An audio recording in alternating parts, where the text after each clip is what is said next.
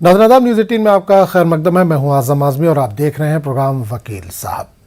नाज़रीन, इंसान की ज़िंदगी में बेशुमार मसाइल हैं। कुछ मसाइल तो ऐसे होते हैं जिन्हें इंसान खुद ही हल कर लेता है, कुछ मसाइल ऐसे होते हैं जिन्हें घर वाले, मोहल्ले, रिश्तेदार मिलकर हल कर लेते हैं। लेकिन बाज़ औक़ात इंसान ऐसे उलझन में पड़ जाता है कि उसको अदालतों का दरवाज़ा खटखटाना पड़ता है और उसके लिए एक वकील की ज़रूरत पड़ती है। और कोई भी शख्स जो किसी केस के मामले में अदालत से रुजू होता है तो उसे एक बेहतर वकील की ज़रूरत पड़ती है जो उसको इंसाफ दिला सके, उसका हक दिला सके।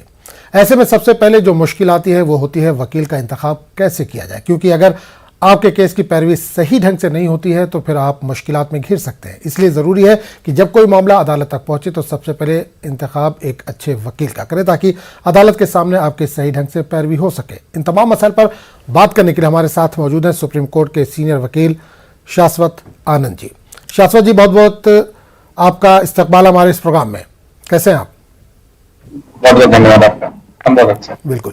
तो शाश्वत जी, शुरुआत यहाँ से करना चाहूँगा कि इंसान छोटे मोटे जो मसाइल होते हैं वो परिवार के लेवल पर हल कर लेता है, पर जब मामला अदालत तक पहुँच जाता है, कुछ मामला इस लेवल पर हल नहीं हो पाता तो लोगों को दरवाज़ा खटखटाना पड़ता है अदालत का। तो एक अच्छे वकील की ज़रूरत होती है। सबसे ज़्यादा जो मुश्किल पेश आती है लोगों को कि एक अच्छा वकील कैसे तलाश करें जो उसके केस की पैरवी कर सके, उसका जो हक है वो दिला सके। तो एक अच्छे वकील की तलाश हम कैसे करें? अब जैसे इसमें ये थोड़ा सा क्वेश्चन थोड़ा सा एब्स्ट्रैक्ट हो गया ज्यादा, क्योंकि अब अच्छा हम किसे कहेंगे। से पहले तो सवाल इस नहीं, सवाल मेरा सवाल ये है कि अगर कोई क्राइम का केस है तो क्राइम का वकील उसको चाहिए, या किसी घरेलू तशद्दुद का है तो इस तरह का जो एक्सपर्ट हो अपनी फील्ड में, ये सिलेक्शन कैसे करें? हाँ, अब इसमें तो जैसे अब ये सेलेक्ट करने के लिए अब इतने सारे हमारे देश में पॉपुलेशन है और वकील भी हर कोर्ट में ही लगभग तमाम है। तो जैसे अब कुछ दो तरह के वकील होते हैं। कुछ होते हैं जो एक फील्ड की स्पेशलाइजेशन रखते हैं, जैसे वो फैमिली लॉ का ही केसेस कर रहे हैं, वो टैक्सेशन के ही केसेस कर रहे हैं, या वो क्राइम के ही क्रिमिनल केसेस ही कर रहे हैं, या सिविल केसेस ही कर रहे हैं। और कुछ वकील होते हैं जो जर्नलिस्ट होते हैं, वो जनरल तरह के केसेस करते हैं, वो सिविल भी कर लेते हैं और क्रिमिनल केसेस भी कर लेते हैं। टैक्स मतलब जो केसेस उनके पास आते हैं वो सारे तरह के केसेस करते हैं। तो अब इसमें बात ये आती है कि अच्छा वकील हम किसे कहेंगे, जो जनरल केसेस कर रहा है या वो जो स्पेशली एक ही फील्ड के केसेस कर रहा है। तो ये तो फैक्ट्स ऑफ द केस पे डिपेंड करता है। हर अलग अलग केस के अलग अलग फैक्ट्स होते हैं। तो और क्लाइंट की क्या नीड है, वो नीड को वो एडवोकेट पर्टिकुलर केस में समझ पा रहा है कि नहीं, और उसको जो प्रॉपर लीगल हेल्प है वो दे पा रहा है कि नहीं, ये उस पर डिपेंड करता है हर एक केस में।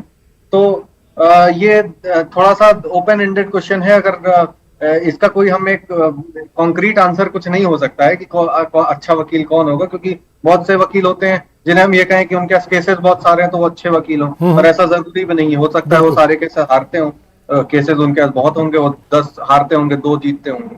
कुछ ऐसे केस ऐसे वकील होंगे, हो सकता है जिनका कोई केस ही नहीं है, लेकिन वो 2 केस अगर उनको महीने में मिलते हैं तो वो 2 केस भी वो पूरी लगन और मेहनत के साथ करते हैं। बहुत से वकील हैं, हो सकता है उनके अंदर ऑनेस्टी की कमी है। बहुत वकील हैं जिसमें ऑनेस्टी ज्यादा इस तरह से, तो कहीं पे वो अच्छी लीगल सर्विस आपको देंगे पर उनकी फीस बहुत ज्यादा होगी। बिल्कुल। कोई है जो आपको फीस बहुत कम लेगा पर वो लीगल सर्विस उस तरह की नहीं दे पाएगा। तो इस तरह के बहुत सारे एक स्पेक्ट्रम ऑफ कंसिडरेशंस होते हैं और फैक्टर्स होते हैं इस चीज में कि किसी एडवोकेट को कैसे सेलेक्ट किया जाए। बिल्कुल। तो अब ये तो फैक्ट हर केस पे, ये बिल्कुल हर केस पर डिपेंड करता है केस कैसा हो। हाँ, और क्लाइंट की सिचुएशन पे भी डिपेंड करता है कि वो अफोर्ड कर सकता है कि नहीं, क्योंकि कुछ टॉप लॉयर्स होते हैं हर कोर्ट में जो लोगों के फिंगर टिप्स पे होते हैं कि हाँ ये इस फील्ड के ये नामी लॉयर्स हैं, और जो ज्यादातर केसेस का कंसंट्रेशन या बड़े मैटर्स जो होते हैं वो कंसंट्रेशन उन्हीं के पास होता है। तो अब क्लाइंट उनको अफोर्ड कर सकता है कि नहीं, उनका टाइम जो है कीमती होता है, इनकी फीस महंगी होती है। तो उस तरह से तो क्लाइंट पे भी डिपेंड करता है, एडवोकेट पे भी डिपेंड करता है। और हो सकता है क्लाइंट उनके पास जाए तो वो उसके केस को उस तरह ना समझ पाए या वो रिलीफ ना दिला पाए। और हो सकता है कोई एक हम्बल लॉयर जो हो, जिसका उतना नाम ना हो, वो हो सकता है मेहनत करके उनको ज्यादा अच्छा रिजल्ट दिला दे। तो ये एक बहुत ही हिट एंड ट्रायल टाइप का एक मेथड होता है। कई बार तो किस्मत किसी की अच्छी हुई, वो उनको सक्सेस मिल गई। कई बार लोगों को बहुत ठोकरें खानी पड़ती है, बहुत धक्के खाने पड़ते हैं, तब जाके उन्हें रिलीफ मिल पाता है, अच्छा वकील मिल पाता है। तो ये बहुत एक किस्मत पे भी डिपेंड करता है और केस टू केस वेरी करता है, तो इसलिए इसका कोई कॉन्क्रीट आंसर देना बड़ा मुश्किल है। चलिए बिल्कुल। तो नाज़रीन, अगर आपके जहन में भी कोई भी सवाल है, कोई भी कानूनी पेचीदगी है, कोई उलझन है, कुछ आप समझना चाहते हैं कि प्रॉपर्टी के ताल्लुक से, आपका कोई और केस है, कोई और मसला है जो अदालत से जुड़ा हुआ हो, तो आप बिला झिझक हमें कॉल कर सकते हैं। हमारे साथ शाश्वत जी मौजूद है जो आपके सवालों के जवाब देंगे। और जो टेलीफोन नंबर है वो टीवी स्क्रीन पर आप देख सकते हैं, फ्लैश हो रहे हैं, आप उस नंबर पर डायल कर सकते हैं और शाश्वत जी से आप बात कर सकते हैं। अगले 1 घंटे तक शाश्वत जी हमारे साथ मौजूद रहेंगे। तो शाश्वत जी, हम बात कर रहे थे कि वकील को कैसे हायर करें। अब एक सवाल ये पड़ता है कि जो वकील हम हायर कर रहे हैं या जो वकील हम कर रहे हैं अपने केस के लिए, तो क्या उसको सारी चीज़ें हम बता दें, जो भी फैक्ट है सारी चीज़ें बता दें, या कुछ चीज़ें ऐसी है जो राज में रखी जाए? वकील को तो ज्यादातर चीजें बतानी चाहिए। वकील से एक सबसे इंपॉर्टेंट ये चीज होती है कि क्लाइंट्स बहुत बार गलतियां ये करते हैं कि वकील से झूठ बोलने की कोशिश करते हैं। तो झूठ बोलने का काम नहीं होता। आप अगर झूठ बोलेंगे तो आपकी वो लीगल हेल्प जिस तरह से करनी चाहिए वो कर नहीं पाएगा, और कोर्ट में कल को प्रॉब्लम आएगी, क्योंकि सच तो आज नहीं तो कल सामने आना ही है। अगर आप नहीं बताएंगे, आप झूठ बोलेंगे, तो हो सकता है अदर साइड से जो सच्ची बात है वो आ जाए, कोर्ट की तरफ से आ जाए। तो इन दी एंड तो जो अगर आप सच्चाई अपने वकील से छुपा रहे हैं तो आप अपने ही नुकसान करेंगे, और आप अपने वकील को एक तरह से बेट्रे कर रहे हैं। तो ये वकील के पास ये पावर भी होता है कि वो विड्रॉ कर ले आपके केस से कि अब मैं इनका केस नहीं लड़ना चाहता, और कोर्ट की परमिशन से अपना वकालतनामा वो विड्रॉ कर सकता है ऐसी सिचुएशन में कि क्लाइंट ने जो है हमें करेक्ट फैक्ट्स नहीं बताए। तो इस तरह से तो क्लाइंट की प्रॉब्लम्स बढ़ सकती हैं। तो और बेहतर तरीके से लीगल हेल्प एडवोकेट प्रोवाइड कर पाए, इसके लिए जरूरी है कि क्लाइंट उसके सामने फुल एंड फेयर और फ्रैंक डिस्क्लोजर करें पूरे फैक्ट्स। अगर उन्होंने कोई क्राइम किया है तो उन्हें यह नहीं बताना कि मैंने क्राइम नहीं किया, मैं बेगुनाह हूं। भले ये रेमेडी आप बाद में लें या कुछ भी हो, लेकिन आप एडवोकेट के सामने आपको जो सारी बातें फ्रैंक डिस्क्लोजर है आपको वो करने की जरूरत है। बाकी स्ट्रेटजी तो बाद में बनती है। तो और इसकी ये कर पाए, इसके लिए कि आप उसको फ्रैंकली सारी बातों को बता पाए, इसके लिए हमारे लॉ में भी प्रोविजन इसीलिए बनाया गया है। जो प्रोफेशनल कम्युनिकेशंस हैं, जो लॉयर्स और क्लाइंट्स के बीच में जो कम्युनिकेशंस हैं, वो प्रिविलेज्ड होते हैं। अगर मेरे क्लाइंट ने हमें कोई जानकारी दी जो कि सेंसिटिव जानकारी है या कॉन्फिडेंशियल जानकारी है, किसी भी तरह की कोई जानकारी है, वो हमें कोई भी कंपेल नहीं कर सकता, चाहे कोर्ट भी हो तो वो भी हमें कंपेल नहीं कर सकता कि हम वो जानकारी को डिस्क्लोज करें कि मेरे क्लाइंट ने हमें क्या बताया है। तो इस तरह के कुछ प्रिविलेज कम्युनिकेशंस हैं, जैसे हस्बैंड एंड वाइफ के बीच के कम्युनिकेशंस हैं, लॉयर और क्लाइंट के बीच के कम्युनिकेशंस हुए इस तरह के। तो ये एविडेंस एक्ट में ये दिया हुआ है। तो कोई कंपेल नहीं कर सकता लॉयर को कि वो क्लाइंट की बताई हुई बातों को बताए, अनलेस उसमें भी कुछ है राइटर्स की। अगर क्लाइंट आके लॉयर से ये कहता है कि हमको इस क्राइम करने में मदद करो, तो तब वो बातों को तो वो बता सकता है। तो अदरवाइज लॉयर को कोई कंपेल नहीं कर सकता कि वो क्लाइंट की बातों की बताई हुई बातों को वो कहीं कोर्ट ऑफ लॉ में बताए। तो एक तो ये हो गया। तो इसलिए आपकी सारी बातें जो भी लॉयर से क्लाइंट करता है वो सारी प्रिविलेज्ड होती हैं, उनको कोई भी कभी डिस्क्लोज नहीं करा सकता है लॉयर से।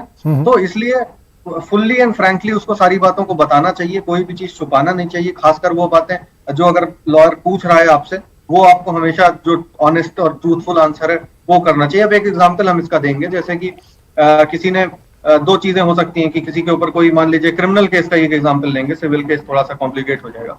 जैसे किसी के ऊपर कोई एफआईआर लॉन्च हुई कि इन्होंने ये क्राइम किया, ऐसे उनके ऊपर एलिगेशन लगा। तो अब वो क्लाइंट अपने लॉयर के पास वो जाते हैं अपने लीगल डिफेंस के लिए। तो अगर वो अपने लॉयर से दो चीजें कह सकते हैं, तो ये कह सकते हैं कि मैं बेगुनाह हूं, मेरे ऊपर एक गलत ऑफेंस लगाया गया, गलत केस दर्ज किया गया मेरे ऊपर।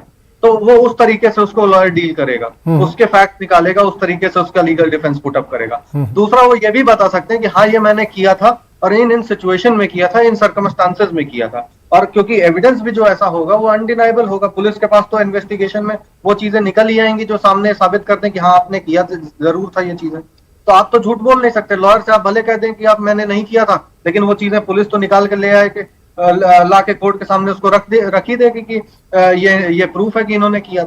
तो ऐसे केस में जब आप लॉयर को ट्रूथफुली बताएंगे कि हाँ मैंने ये क्राइम मुझसे हो गया या इन सिचुएशन में हो गया या गलती से हो गया, तो लॉयर आपके जो लीगल डिफेंसेस जो दूसरे दिए हुए हैं, जनरल डिफेंसेस दिए हुए आईपीसी में, इन सिचुएशन में अगर आपने क्राइम किया, वो आपने इंटॉक्सिकेशन किसी ने आपको करा दिया, तो तब आपसे क्राइम हो गया, या आपको किसी ने उकसा दिया, या आप आपको कोई मेंटल प्रॉब्लम है, पागलपन की बीमारी है, आपने उस कंडीशन में आपने कोई क्राइम कर दिया, तो इस तरह से जो जनरल डिफेंसेस है, फिर लॉयर उस लाइन पे आपकी मदद करने की कोशिश करेगा कि आप ये मानते हुए कि हाँ हमने क्राइम किया, बट ये डिफेंसेस की वजह से हम बच रहे हैं और हमें सजा नहीं दी जा सकती, या इन सिचुएशन में किया तो ताकि एक्सप्लेन किया जा सके।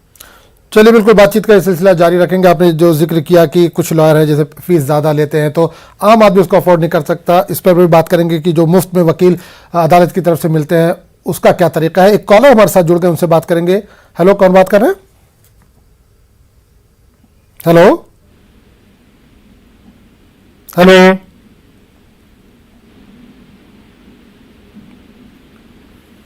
हेलो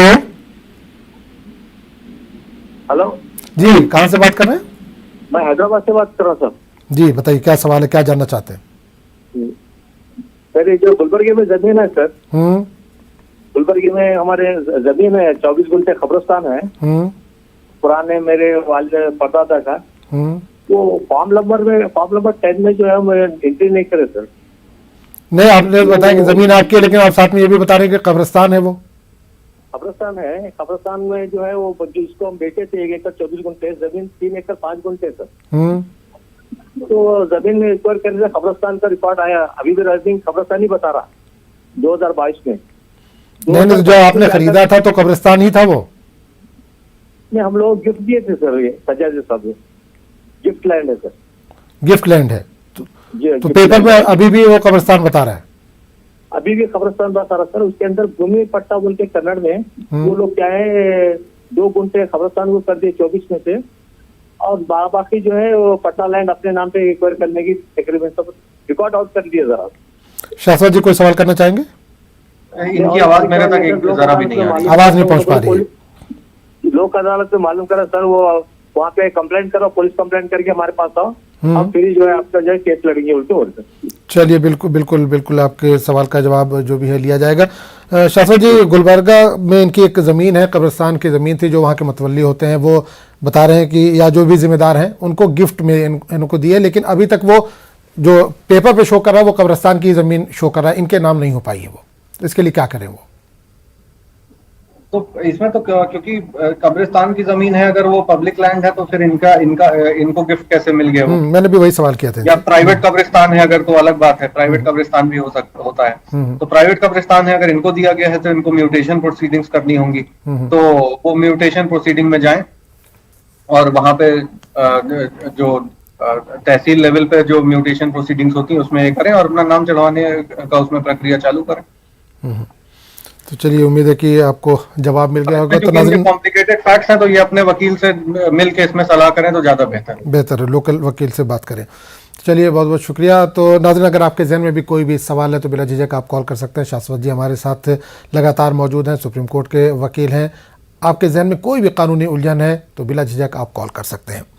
तो शाश्वत जी, हम लगातार बात कर रहे थे कि मुफ्त में जो वकील होते हैं या अदालत की तरफ से जो वकील मुहैया कराए जाते हैं, आम आदमी बाहर नहीं उठा सकता जो महंगे वकील होते हैं। तो जो मुफ्त में वकील होते हैं या कानूनी हमको मदद मिलती है कोर्ट की तरफ से, उस वकील में और जो पेड वकील होते हैं उसमें क्या फ़र्क होता है, और क्या जो केस की ड्यूरेशन है वो बढ़ जाएगी, उसका नतीजा आने में या फैसला आने में वक्त लग सकता है इसमें, मुफ्त में अगर वकील हमने हायर किया तो? देखिए, अब जैसे मुफ्त में वकील, ये कोई सबके पास ऑप्शन नहीं होता कि हम और आप जाके मुफ्त में वकील ले लें। तो ये क्योंकि ये पर्टिकुलर लोगों के लिए ये सरकार की तरफ से ये हेल्प के तौर पे दिया जाता है कि जो अफोर्ड नहीं कर सकते या जिनकी इकोनॉमिक कंडीशन ऐसी नहीं है कि वो कोई वकील कर सकें, तो उनके लिए लीगल एड सर्विसेज होती हैं, स्टेट लेवल पे होती हैं, डिस्ट्रिक्ट लेवल पे होती हैं, हाई कोर्ट लेवल पे होती हैं, सुप्रीम कोर्ट की भी अपनी है। तो सब जगह पे ये लीगल एड सोसाइटीज इस तरह की होती हैं जो लीगल एड देती हैं। तो वो पर्टिकुलर उसमें इनकम ग्रुप्स होते हैं, मिडिल इनकम ग्रुप्स होते हैं, लोअर इनकम ग्रुप्स होते हैं। तो जो लोग उस इनकम ग्रुप में आते हैं पर्टिकुलरली, तो ये उनके लिए रिजर्व होता है। तो हर कोई नहीं ले सकता। जो इकोनॉमिकली साउंड है, जो अफोर्ड कर सकता है, उसके लिए ये सर्विसेज नहीं होती।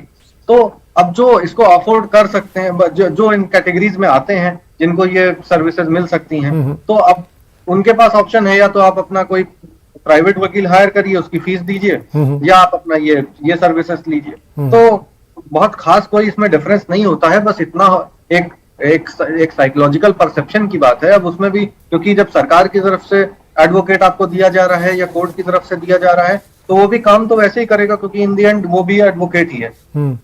आपका प्राइवेट एडवोकेट है तो वो प्राइवेट एडवोकेट को आप फीस दे रहे हैं, तो आप उसको अब आप एक बेहतर तरीके से कंट्रोल कर सकते हैं या उसको इंस्ट्रक्ट कर सकते हैं, या हो सकता है आप उससे लीगल हेल्प की ज्यादा उम्मीद कर सकते हैं। पर ये एक सिर्फ जैसे हमने कहा एक साइकोलॉजिकल बात है, तो ये कहना ठीक नहीं होगा कि अगर हम वो लीगल सर्विस वाले वकील ले रहे हैं तो वो उतना काम नहीं करेंगे, क्योंकि वकील का काम, अगर हम सिर्फ एक डेफिनेशनल वे पे जाएं, तो एक वकील का काम कोई आपको केस जिता के देना नहीं होता या आपको केस हरवाना नहीं होता। वकील का काम सिर्फ और सिर्फ होता है कोर्ट की मदद करना, एडमिनिस्ट्रेशन ऑफ जस्टिस के करने में। कोर्ट का काम होता है जस्टिस एडमिनिस्टर करने में। हम कोई केस कभी जीतता या हारता नहीं है, सिर्फ कोर्ट उसको जस्टिस करता है। उसमें जो भी उसको लगता है कि ये जस्टिस ये करना चाहिए इस केस में जस्टिस, वो कोर्ट करता है। और लॉयर का काम, चाहे वो इस साइड का हो चाहे वो अदर साइड का हो, वो लॉयर का काम सिर्फ और सिर्फ कोर्ट को असिस्ट करना होता है, वो एडमिनिस्ट्रेशन ऑफ जस्टिस करने में। वो कोई लॉयर कभी केस हारता नहीं, कोई लॉयर कभी केस जीतता नहीं, वो सिर्फ एक हेल्प करता है कोर्ट की हर एक केस में कि वो जस्टिस एडमिनिस्टर कर सके। तो इसलिए लॉयर को ऑफिसर ऑफ द कोर्ट कहते हैं। तो आपके लॉयर के साथ साथ होने के आपका लॉयर तो वो बाद में है, पहले वो ऑफिसर ऑफ द कोर्ट है। तो जैसे इसीलिए हमने कहा कि वो चाहे फ्री का लॉयर हो चाहे वो आपका लॉयर हो, इन दी एंड वो काम वही कर रहा है, वो कोर्ट को जाके असिस्ट कर रहा है एडमिनिस्ट्रेशन ऑफ जस्टिस करने में, और फैसला तो कोर्ट को ही देना है, क्योंकि लॉयर तो फैसला दे नहीं सकता। और दूसरी बात कि क्या ये डिले कर देगा, तो ऐसा कुछ है नहीं। ये तो क्योंकि इन दी एंड वही बात है कि कोर्ट के ऊपर है। कोर्ट को अगर केस समझ में आ गया तो वो कोर्ट उसको 1 मिनट में भी डिसाइड कर सकता है, वो कोर्ट उसको 1 साल भी खींच सकता है। अगर वो सुनवाई पे ही नहीं आ पाया केस तो कई साल चल सकता है। तो इस तरह से कई इश्यूज होते हैं। तो ऐसा कुछ नहीं है कि लॉयर की वजह से कोई केस आगे खींचता है। कभी कभी कुछ केसेस में लॉयरों की भी गलती होती है, लेकिन जनरली ये कोई हार्ड एंड फास्ट रूल नहीं है कि अगर हम प्राइवेट लॉयर रख रहे हैं अपना या लीगल एड का लॉयर रख रहे हैं तो उसकी वजह से ऐसा कुछ। बिल्कुल शाश्वत जी, एक सवाल ये भी है कि अगर हमने कोई वकील को हायर किया किसी केस के लिए, लेकिन अगर वो हमारे केस की पैरवी सही ढंग से नहीं कर रहा, हमको ये लग रहा है कि हमारे केस की जो पैरवी वो सही ढंग से नहीं कर रहा है, या जो तारीख पड़ती है उस तारीख पर वो नहीं पहुंच पा रहा है, अपने असिस्टेंट को भेज दे रहा है, तो ऐसी सूरत में क्या बीच में हम अपने वकील को बदल सकते हैं? बिल्कुल बिल्कुल, बीच में कभी भी आप अपने वकील को बदल सकते हैं। अगर आप सेटिस्फाइड नहीं है अपने वकील के लीगल रिप्रेजेंटेशन से, जो वो आपके लिए कर रहा है, लीगल सर्विसेज से आप सेटिस्फाइड नहीं है, तो एट एनी टाइम आप उसको बदल सकते हैं।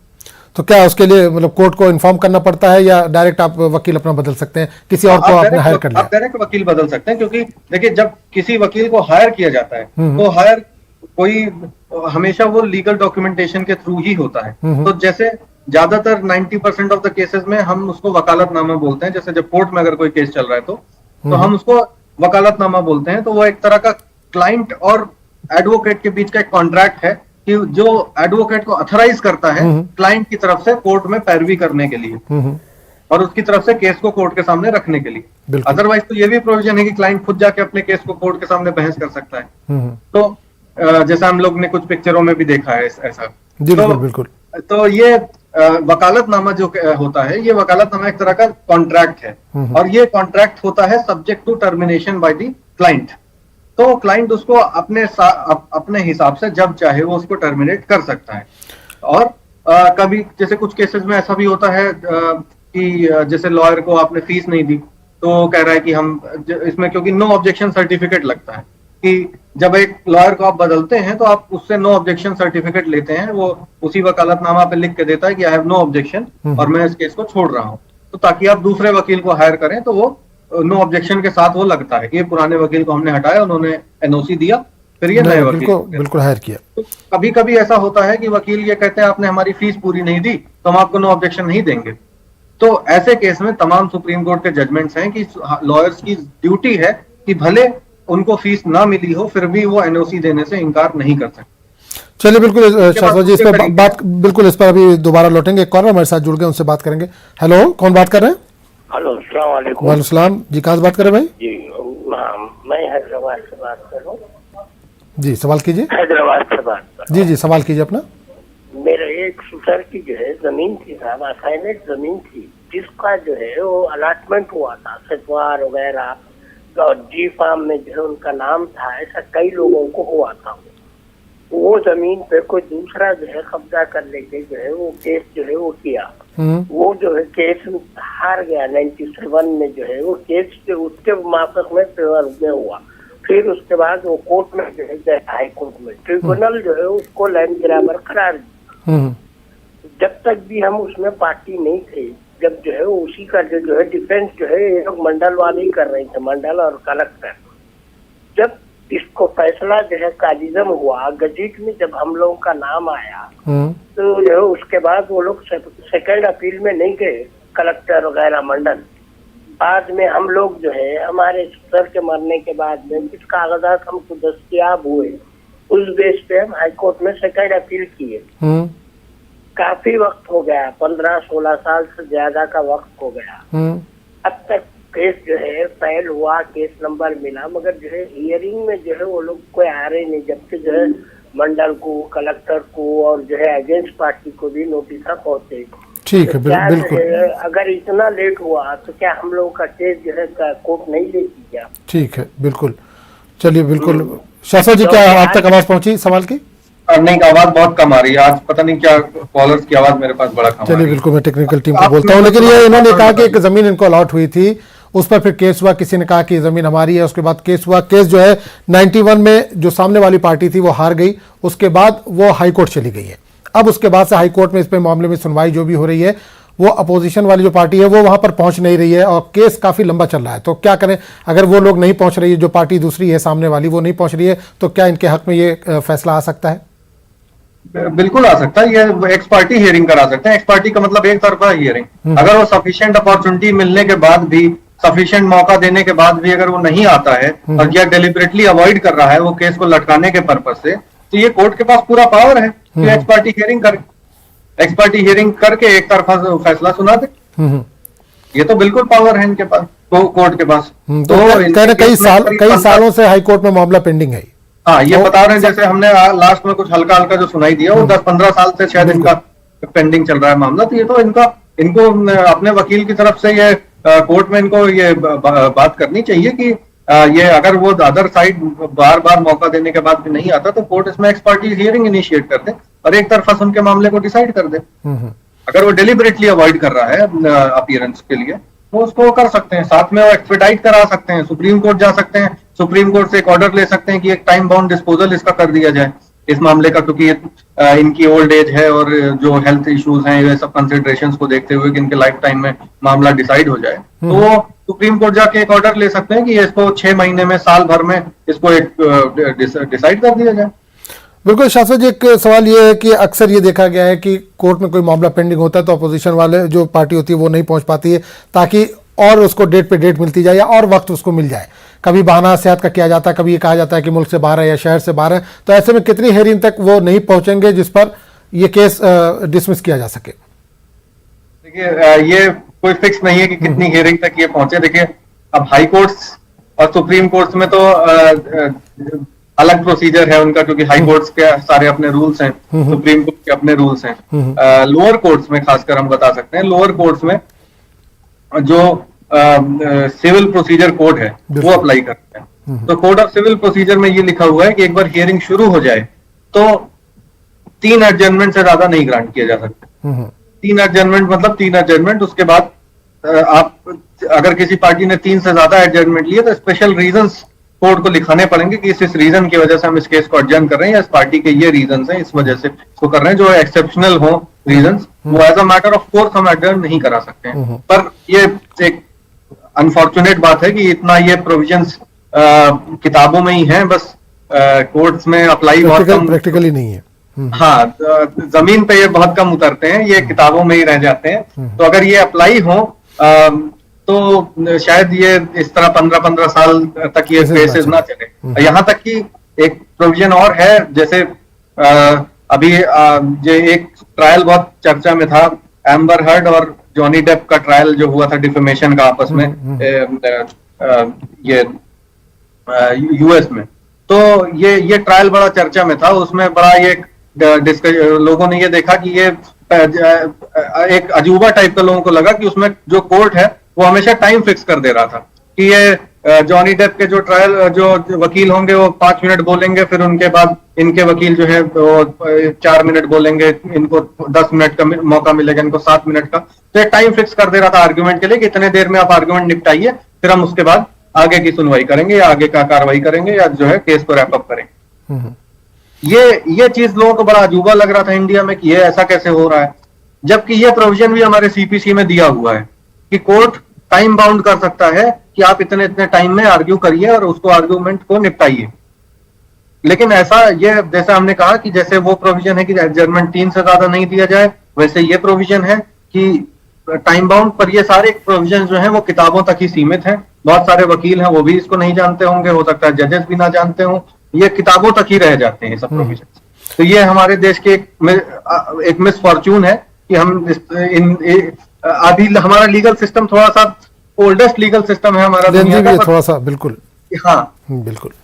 चलिए बिल्कुल शाश्वत जी बने रहिए हमारे साथ, क्योंकि वक्त हो चला एक छोटे से ब्रेक का। ब्रेक के बाद दोबारा आपके पास हम आएंगे। तो नाज़रीन, अगर आपके जहन में भी कोई भी सवाल है, कोई भी इशू है जो अदालती पेचीदगियों से जुड़ा हो, कोई भी मामला हो, तो आप बिला झिझक कॉल कर सकते हैं। शाश्वत जी जो कि सुप्रीम कोर्ट के वकील हमारे साथ जुड़े हुए हैं, जो आपके सवालों के जवाब देंगे। फिलहाल वक्त हो चला एक छोटे से ब्रेक का। ब्रेक के बाद हम बार फिर आपका बहुत बहुत इस्तकबाल है। हमारे साथ सुप्रीम कोर्ट के वकील शाश्वत जी जुड़े हुए हैं जो आपके सवालों के जवाब दे रहे हैं। अगर आपके जहन में कोई भी कानूनी उलझन है तो बिला झिझक आप कॉल कर सकते हैं। शाश्वत जी हमारे साथ जुड़े हैं, उसका जवाब देंगे। नंबर जो है वो टीवी स्क्रीन पर फ्लैश हो रहे हैं। कॉल हमारे साथ जुड़ गए, उनसे बात करेंगे। हेलो, कहाँ से बात कर रहे हैं? हेलो, जगह पावर कार्ड कराई है, वो लड़का पावर कार्ड नहीं पक्का कर। एक बार सवाल बहन, एक बार सवाल फिर से बताइए। नहीं, हमारे लड़के ने ना पावर कार्ड नहीं कराई है मेरे साथ। 55 गज टीवी की आवाज पहले बंद कर दी बहन। काम के कच्चा टीवी की आवाज बंद कर दी या टीवी से थोड़ा सा दूर होकर बात कीजिए। उनको को आ रही आवाज उनको जो नहीं, टीवी से थोड़ा सा दूर होकर बात कीजिए, आपकी आवाज जो है वो इको कर रही है।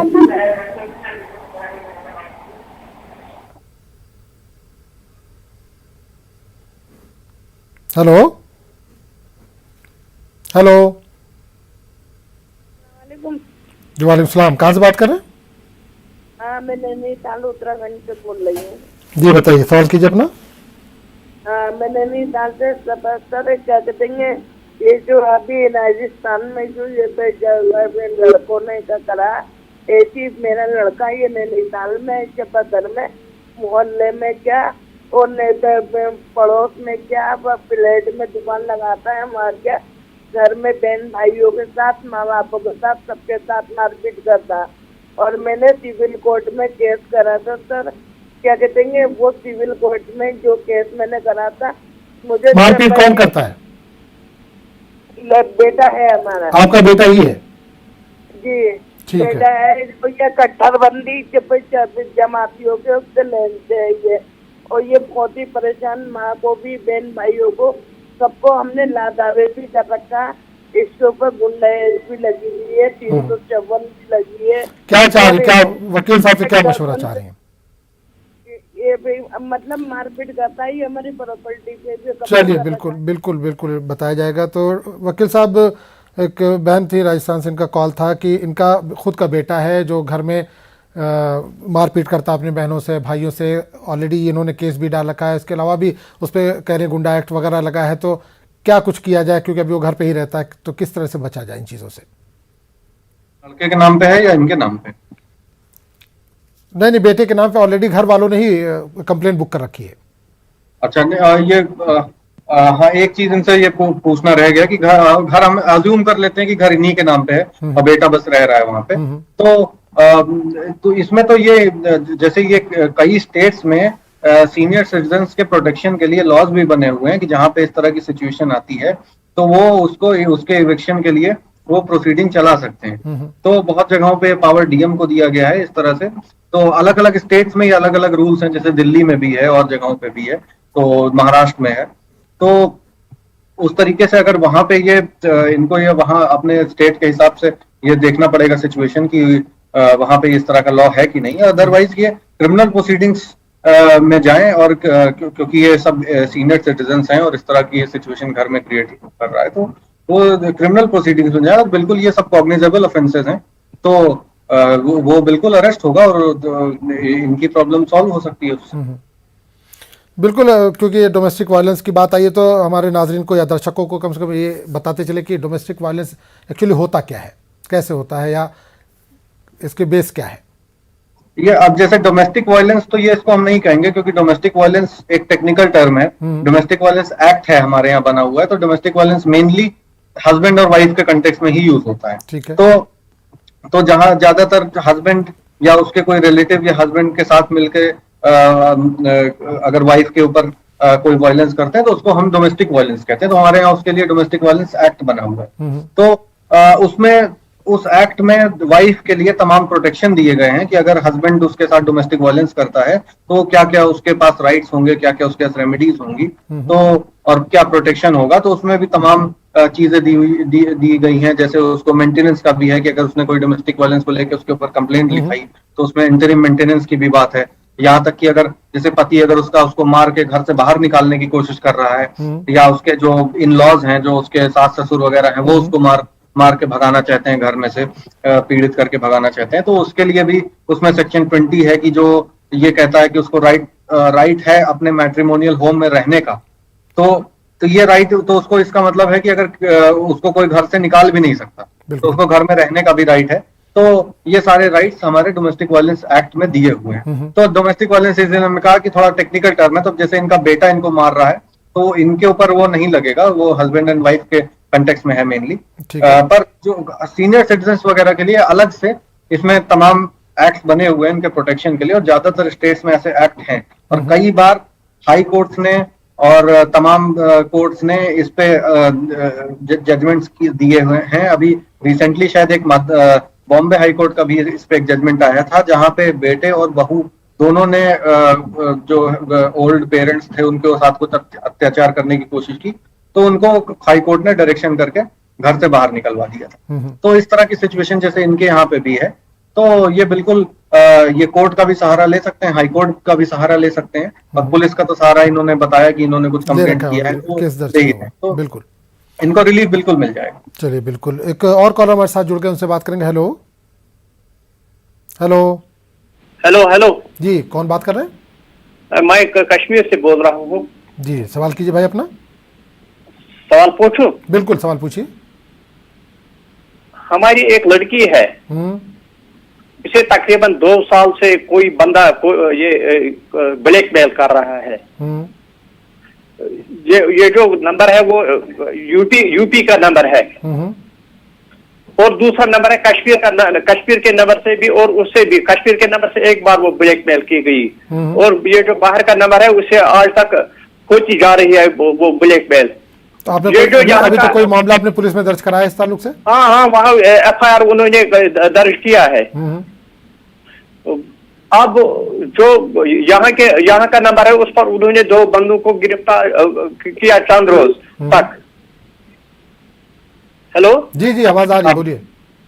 चंद रोज तक उन्होंने उनको गिरफ्तार कस्टडी में रखा, पुलिस कस्टडी में। हेलो जी जी, बिल्कुल बोलिए, सवाल पूरा कीजिए। फिर छोड़ दिया। देखिए, जो बाहर का नंबर है वो अभी भी ब्लैकमेल कर रहा है। ठीक है। लेकिन आज तक उनके खिलाफ कोई कार्रवाई नहीं हुई है। अब मैं क्या कार्रवाई? जो बाहर का नंबर है वो यूपी का नंबर है, यूपी के नंबर से वो ब्लैकमेल होती रही। ये नंबरों के खिलाफ आपने क्या कार्रवाई की? आपने कोई कंप्लेंट लिखाई नंबरों के खिलाफ? ये नंबर से फोन आते हैं, इन नंबर को ही के खिलाफ कार्रवाई हुई।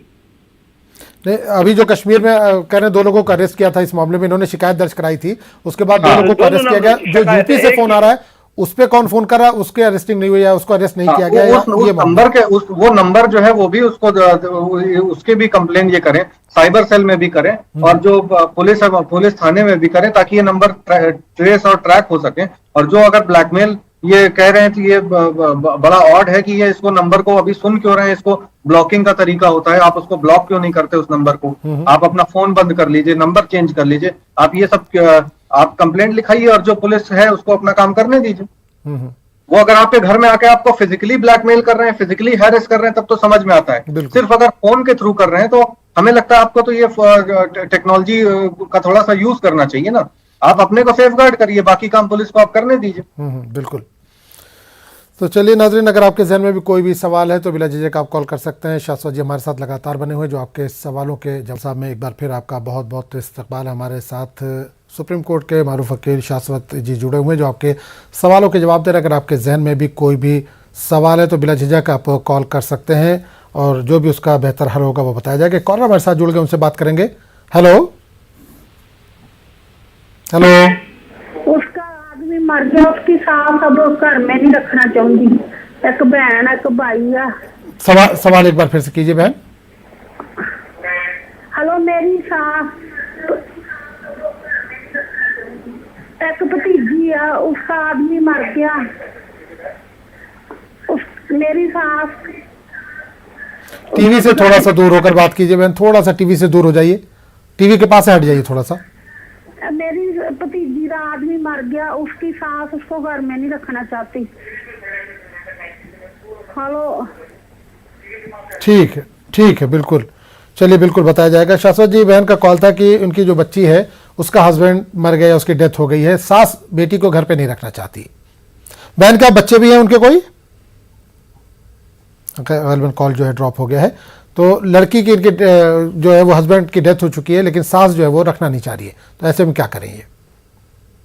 तो देखिए, अब उसमें सिविल रेमेडीज हैं।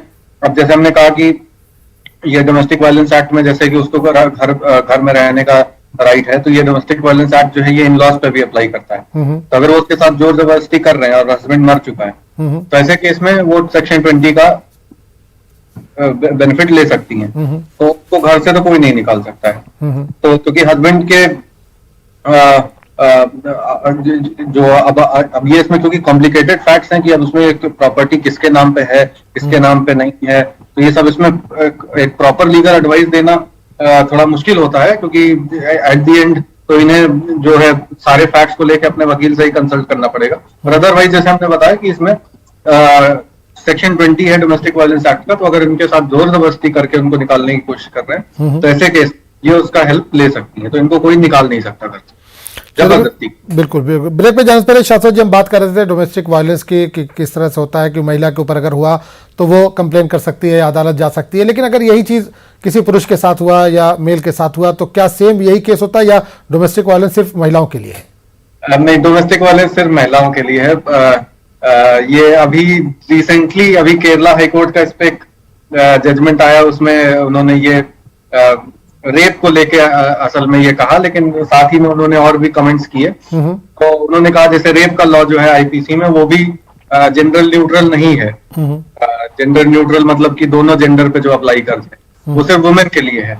नहीं शाश्वत जी, अक्सर ये देखा गया है कि लड़की वाले हैं, उसके भाई जो होते हैं या लड़के के साले जिसको कहते हैं हम, वो थोड़ा सा दबंग टाइप के होते हैं, तो ज्यादा तशद्दुद यहाँ पे मेल पर हो जाता है। तो ऐसी सूरत में वो क्या करे, किस तरह से केस दर्ज करे या किस तरह से जैसे अब उसके साथ मारपीट हुई या उसको चोट लगी या और कुछ उसका अटेम्प्ट टू मर्डर कर दिया उन्होंने या और कुछ उसके साथ किया, किडनैपिंग कर ली, कुछ कर लिया, तो जो आईपीसी के बाकी सेक्शन है वो उसी को यूज कर सकता है, वही करता है। ठीक, चलिए। मेल्स के लिए कोई स्पेशल लॉ नहीं बना है। बिल्कुल बिल्कुल इस तरह से, क्योंकि वुमेन के लिए तो बना है, क्योंकि हमारे सोसाइटी में जो वुमेन की सिचुएशन है वो अभी मेल से बहुत कमजोर है। उनको काफी एक हिस्टोरिकली देखा जाए तो बहुत दबा के रखा गया है। उनको जो अपॉर्चुनिटीज मेल्स को मिली वो उनको नहीं मिली। तो जो लेवल ऑफ समझिए जो एक फ्रीडम है वो भी नहीं मिली, ना अपॉर्चुनिटीज उस तरह से मिली, तो उनका जो ग्रोथ एंड डेवलपमेंट होना था वो उस तरह से हो नहीं पाया। तो उनको स्पेशल स्टेटस दिया गया है, खासकर वुमेन एंड चिल्ड्रन को। तो अब जैसे और कुछ डिसएडवांटेज ग्रुप्स हैं, जैसे कि जिसमें SC ST OBC ये सब आते हैं, तो इस तरह से ये कुछ जिनके साथ हिस्टोरिकल परसिक्यूशन हुआ है उस तरह के ग्रुप्स को ये स्पेशल स्टेटस देता है लॉ। तो उनके फेवर में हम अफर्मेटिव प्रोग्राम्स बना के या अफर्मेटिव लॉज लाके, अलग से स्पेशल लॉज लाके उनके बेनिफिट के लिए हम उनकी उनको उनके प्रोटेक्शन के लिए हम ये लॉ इस तरह बना सकते हैं। तो उसी के तहत ये डोमेस्टिक वायलेंस एक्ट बना हुआ है, उसी के तहत और तमाम लॉज बने हुए हैं। तो मेल्स के लिए ऐसा नहीं है, ऐसा कोई स्पेसिफिक नहीं है। बिल्कुल, चलिए बिल्कुल शाश्वत जी एक कॉलर हमारे साथ जुड़ गए, उनसे बात कर लेते हैं, फिर इस टॉपिक पे बात करेंगे कि कोई महिला है तो वो केस कैसे दर्ज करा, इस पर भी बात करेंगे। कॉलर को जोड़ लेते हैं साथ में। हेलो हेलो हेलो, अस्सलाम वालेकुम। वालेकुम, कहाँ से बात कर रहे हैं भाई? जी, मैं कश्मीर से बात कर रहा हूँ। जी भाई, सवाल कीजिए अपना। हाँ, सवाल हजरत ये है कि मेरा बेटा है, उसकी शादी अभी हमने की थी। ठीक है। तो हमने रिश्तेदारों में होते दूर की रिश्तेदारी थी, तो इतना हम जानते थे कि हाँ ये गरीब आदमी किराए पर रहता है दिल्ली में। ठीक है। तो वैसे मैं दिल्ली का रहने वाला हूँ, यहाँ इमामत करता हूँ मैं कश्मीर में। ठीक है। तो वो हमने सिर्फ सुन्नत के मुताबिक हमने 5 आदमी गए और हम निकाह करके ले आए उस बेटी का। ठीक है। मैंने कि ये किराए पे रहती है, कबाड़े का काम मजदूरी करती है, तो इस वजह से मैंने कि चलो हम गरीब की घर की लेंगे तो ये शुक्र अदा करेगी। ठीक है। मगर वो बहुत बड़ी नाशुक्री निकली। इतनी नाशुक्री निकली कि उसने आते ही हमें तंग करना शुरू कर दिया और बस आए दिन हॉस्पिटल में, हालांकि वो बहाना था, कोई तकलीफ नहीं थी और कोई ऐसी बात नहीं, तकरीबन उनके पित्ते में पथरी थी, तो उसमें वो माँ बाप ने उन्होंने बताया कि कभी कभी दर्द हो जाता है तो उसकी दवा आ जाती है। मगर उसने रोजाना हॉस्पिटल में तकरीबन 1.5 महीने रही, 1.5 महीने में तकरीबन 2 लाख रुपए का हमारा उसने खर्चा करा दिया यहाँ। उसके बाद फौरन अपने घर पहुंची दिल्ली कि मुझे माँ बाप की याद आ रही है, और जबकि माँ बाप से हम ये तय करके लाए थे कि बेटी आपकी कम से कम 6 महीने से पहले नहीं आ सकती, क्योंकि हम कश्मीर में रहते हैं और वहीं आपकी बेटी रहेगी, वहीं मेरा बेटा रहता है। बोले ठीक है जी, हमने दे दिया आपको, जब आपकी मर्जी आए जब भेजना है। कोई प्रॉब्लम क्या है आपकी? प्रॉब्लम क्या चाह क्या रहे हैं जी? आप चाह क्या रहे हैं? बच्ची वापस आए, तक आपने धारावाहिक सुना रहे हैं, प्रॉब्लम उसने हालात ऐसे बना दिए यहाँ आते कि उसे वापस मेरे ख्याल में आना ही नहीं है। अब यहाँ से जो गई तो अब कहती है मुझे बुला के ले जाओ। तो लड़के ने कहा कि जैसे तू बगैर मर्जी के गई है वैसी तू आ जा, हम बुलाने नहीं जब तुझे जाएंगे। तो क्या लड़की का क्या जवाब आ रहा है? तो वो लड़की ने वो तुझे आना पड़ेगा बुलाने के लिए, और मुझे अलग रहना है, और मैं मकान में रहूंगा दिल्ली के। बिल्कुल साथ में नहीं रहने का, बिल्कुल शाश्वत जी मामला यही है कि सास ससुर के साथ लड़की नहीं रहना चाहती है। इनके हिसाब से वो एक बहाना करे बीमारी का, उसके बाद अपने घर चली गई दिल्ली। अब वापस अगर जाना चाह रही है तो वो सास ससुर के साथ नहीं रहना चाह रही है, अलग घर में रहना चाह रही है। ये है पूरा मामला।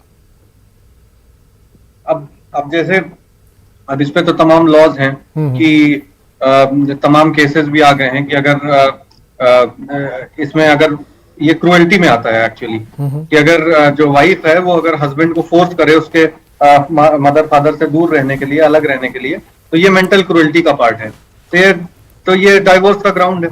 तो ये उसमें अगर इनको वो कंसिडरेशन पे जाना है तो वो उस पर भी कंसिडर कर सकते हैं, अपने वकील से कंसल्ट कर।